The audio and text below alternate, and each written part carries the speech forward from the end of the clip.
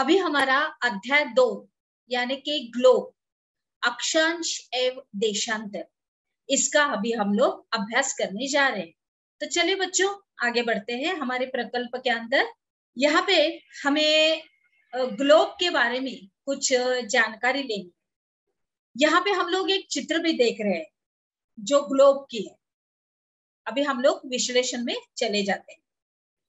Globe विभिन्न आकार एवं प्रकार के हो सकते हैं, जैसे कि बड़े ग्लोब जो आसानी से एक स्थान से दूसरे स्थान पर नहीं ले जाया सकते, क्योंकि वो बड़े बड़े ग्लोब रहते हैं। उसके ऊपर सब कुछ रहता है कि देश रहते हैं, देश के नाम रहते हैं, महासागर, महाद्वीप, सब कुछ दिखाई देता है।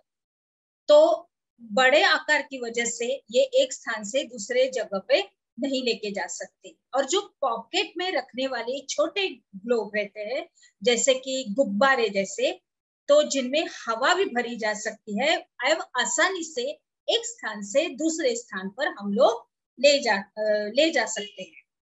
अभी ग्लोब का ऐसा है कि ग्लोब स्थिर नहीं होते हैं और इसे उसी प्रकार घुमाया जा सकता है, जैसे कि कुम्हार का पहिया, जैसे हम लोग ऐसे ऐसे घुमाते हैं, इस तरह से जैसे कुम्हार इस तरह से, अभी मैं आपके सामने बैठी हूँ तो मैं ऐसे ऐसे घुमाऊंगी तो वो पहिया, तो इस तरह से वो घूमेगा। तो ग्लोब पर देशों तथा महाद्वीपों तथा महासागरों को उनके सही आकार में दिखाया जाता है। और अभी इसके अंदर क्या क्या है देखते हैं कि एक सुई ग्लोब में झुकी हुई अवस्था में स्थित रहती है और उसके अंदर वो रहती है, मतलब ऊपर की तरफ, जिसे हम लोग अक्ष कहते हैं। क्या कहते हैं? अक्ष। और ग्लोब पर वो दो बिंदु जिनसे होकर ये सुई गुजरती है, उसे उत्तर तथा दक्षिण ध्रुव इस तरह से कहा जाता है। और ग्लोब को इस सुई के चारों ओर पृथ्वी की भांति पश्चिम से पूर्व की तरफ घुमाया जा सकता है।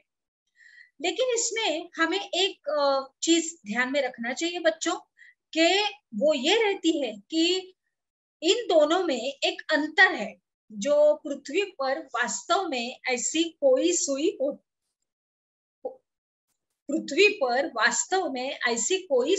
होती ही नहीं है और यह अपने अक्ष पर चारों ओर घूमती है, जो एक काल्पनिक रेखा है। और ग्लोब पर वे दो बिंदु जिनसे होकर ये सुई गुजरती है तथा मतलब उत्तर या दक्षिण ध्रुव है। और ग्लोब को इस सुई के चारों ओर पृथ्वी की भांति पश्चिम से पूर्व की तरफ घुमाया जा सकता है। अभी हम लोग देखते हैं आगे कि एक अन्य काल्पनिक रेखा भी है, ग्लोब के दो बराबर भागों में बांटती है, जिसे विषुवत्त वृत्त कहा जाता है। जो ऐसे ग्लोब रहता है उसके बीच में से ये ऐसे जाता है, उसको विषुवत्त वृत्त कहा जाता है। आगे बढ़ते हैं। अभी हम लोग अक्षांश का चित्र देख रहे हैं, जैसे कि पृथ्वी के उत्तर में स्थित आधे भाग को उत्तरी गोलार्ध तथा दक्षिण वाले आधे भाग को दक्षिणी गोलार्ध कहा जाता है। और ये दोनों बराबर के आधे आधे भाग होते हैं और इस प्रकार से विषुवत्त वृत्त और पृथ्वी पर एक काल्पनिक वृत्त बनाती है। एवं यह पृथ्वी पर विभिन्न स्थानों की स्थिति बनाने का सबसे महत्वपूर्ण संदर्भ बिंदु है। अभी हम लोग आगे देखते हैं कि विषुवत्त वृत्त से ध्रुवों तक स्थित जो भी सभी समांतर वृत्तों को अक्षांश यानी समांतर रेखाएं कहा जाता है। और ये अक्षांशों को अंश में मापा जाता है। किस तरह से? अंश में। आगे बढ़ते हैं बच्चों। विषुवत्त वृत्त अभी 0 अंश अक्षांश को दर्शाती है, जबकि विषुवत्त वृत्त से दोनों तरफ ध्रुवों के बीच की जो दूरी रहती है वो पृथ्वी के चारों ओर के वृत्त का 1/4 है। और इसके आखिर में क्या होता है कि इसका माप होगा 360 अंश का, यानी के 1/4 यानी 90 अंश का, और इस प्रकार से 90 अंश का उत्तरी अक्षांश उत्तर ध्रुव को दर्शाता है। और इसके तथा हम लोग देखते हैं कि 90 अंश दक्षिणी अक्षांश दक्षिण ध्रुव को दर्शाता है। इस तरह से ये माप सब कुछ रहता है और इस तरह से वो दिखाई देता है उसमें। और इस प्रकार विषुवृत्त वृत्त के उत्तर के सभी समांतर जो रेखाएं रहती है वो उत्तरी अक्षांश उसको कहा जाता है। और हम लोग देखते हैं कि विषुवृत्त वृत्त के दक्षिण के बाजू में जो रहता है स्थित, दक्षिण की ओर जो स्थित रहता है वो सभी समांतर जो भी रेखाएं रहती है वो दक्षिणी अक्षांश कहा जाता है। इस तरह से आगे बढ़ते हैं बच्चों। अभी हम लोग यहाँ पे कुछ महत्वपूर्ण अक्षांश यानी समांतर रेखाएं देखेंगे। यहाँ पर हम लोग हमारा चित्र तो देख ही रहे हैं। दक्षिण ध्रुव का मतलब जिस तरह से बीच में से विषुववृत्त गया है, देखो इस पृथ्वी पर हमें थोड़ा सा और भी विस्तृत रीति से हम लोग फटक से जान सकते हैं इस पर कि देखो बीच में से गया है विषुववृत्त। विषुववृत्त ऊपर है उत्तर ध्रुव, नीचे है दक्षिण ध्रुव, और किस तरह से उनके शीत कटिबंध कहाँ पे है, उसके बाद गर्मी का उष्ण कटिबंध कहाँ है, ये मकर वृत्त, ये सब कुछ यहाँ पे कर्क रेखा, ये सब कुछ मकर रेखा, इस पर सब कुछ दिखाई दे रहे।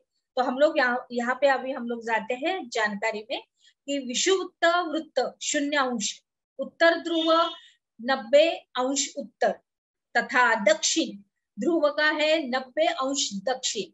और के अतिरिक्त 4 महत्वपूर्ण अक्षांश जो समांतर रेखाएं है और भी है वो ये है। तो सबसे पहले है उत्तरी गोलार्ध में कर्क रेखा, उसका माप दिया गया है 23.5 अंश उत्तर।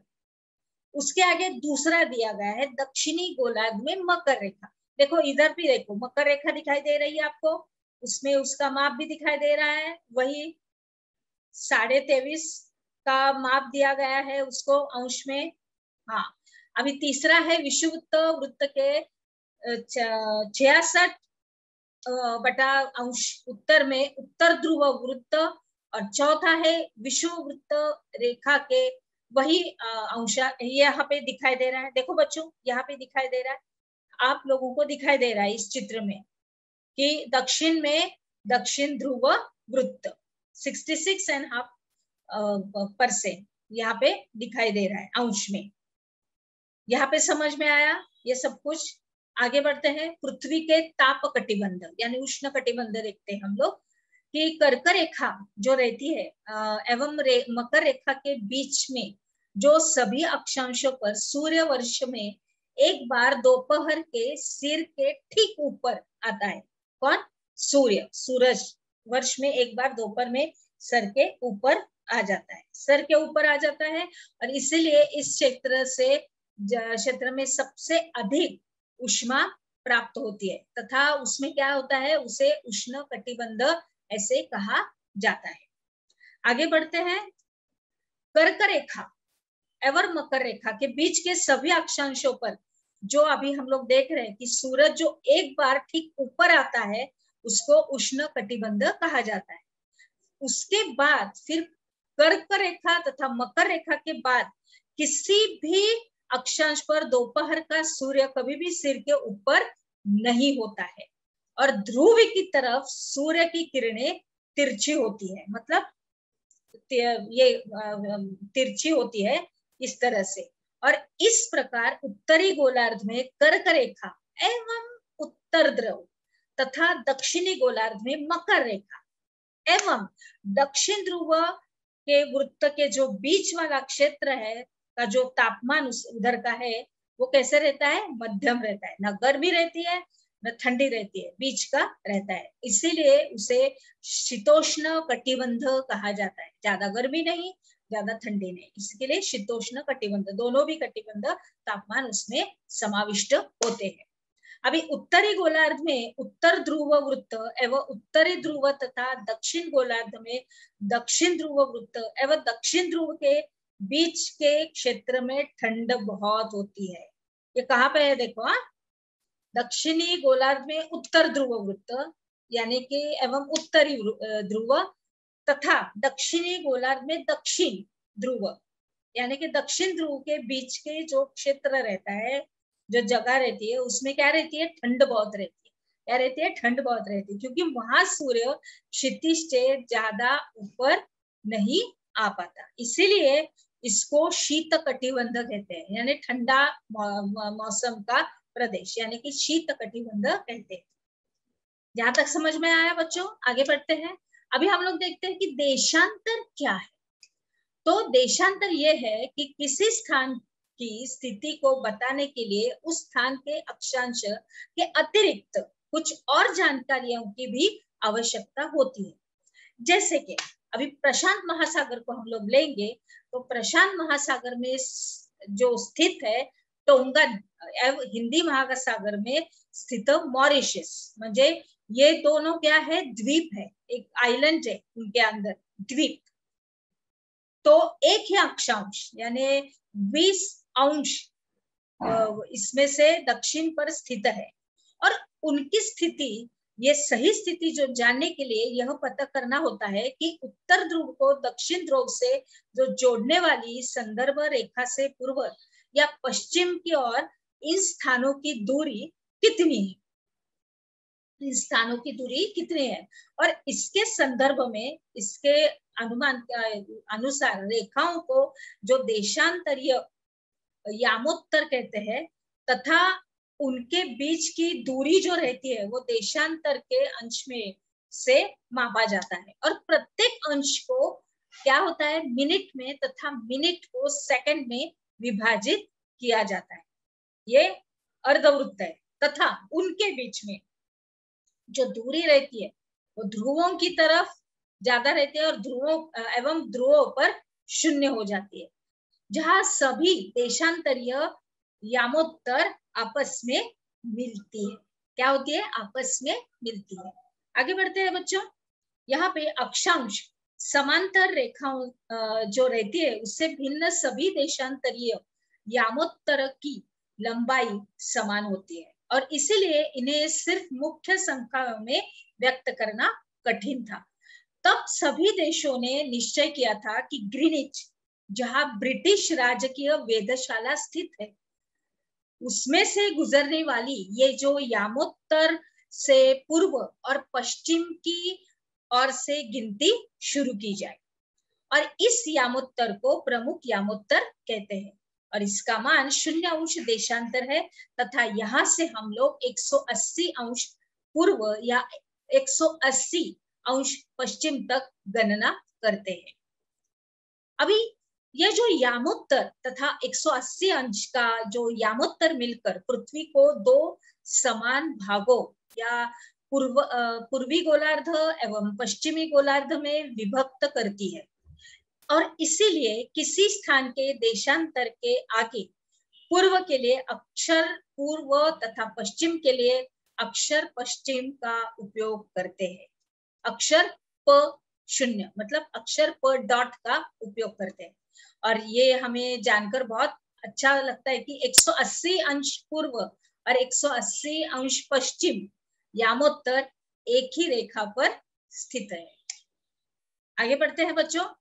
अभी हम लोग देशांतर और समय के बारे में देखेंगे कि समय को मापने का सबसे अच्छा साधन यानी पृथ्वी, चंद्रमा एवं ग्रहों की गति है, और सूर्योदय एवं सूर्यास्त ये प्रतिदिन होता है, रोज के रोज हमारा सूर्योदय सूर्यास्त होता ही रहता है। तो अंत में हम लोग स्वाभाविक ही यह पूरे विश्व में समय निर्धारण का सबसे अच्छा साधन है, और स्थानीय समय का अनुमान सूर्य के द्वारा बनने वाली परछाई से लगाया जा सकता है, जो दोपहर में सबसे छोटी एवं सूर्योदय तथा सूर्यास्त के समय सबसे लंबी होती है। अब ग्रीनिच पर जो स्थित प्रमुख यामोत्तर एवं सूर्य जिस समय आकाश के सबसे ऊंचे बिंदु पर होता है, उस समय यामोत्तर पर स्थित सभी स्थानों पर दोपहर वहां पे होगी।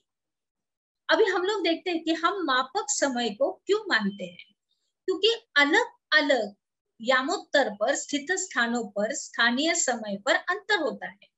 अब अगर हम लोग उदाहरण के तौर पर लेंगे तो बहुत से देशांतरों से होकर गुजरने वाली रेलगाड़ियां के लिए समय सारणी तैयार करना कठिन होगा, और भारत से गुजरात के द्वारका तथा असम के डिब्रूगढ़ के स्थानीय समय में लगभग घंटा 45 मिनट का अंतर होगा।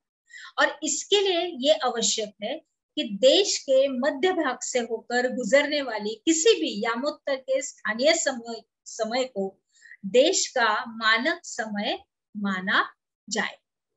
अब इस यामोत्तर रेखा के स्थानीय समय को पूरे देश का मानक समय माना जाता है, और भारत में 82 आउंस मतलब 82.5% पूर्व इस तरह से को मानक यामोत्तर माना गया है, और इस यामोत्तर के स्थानीय समय को पूरे देश का मानक समय माना जाता है, और इसे भारतीय मानक समय के नाम से जाना जाता है।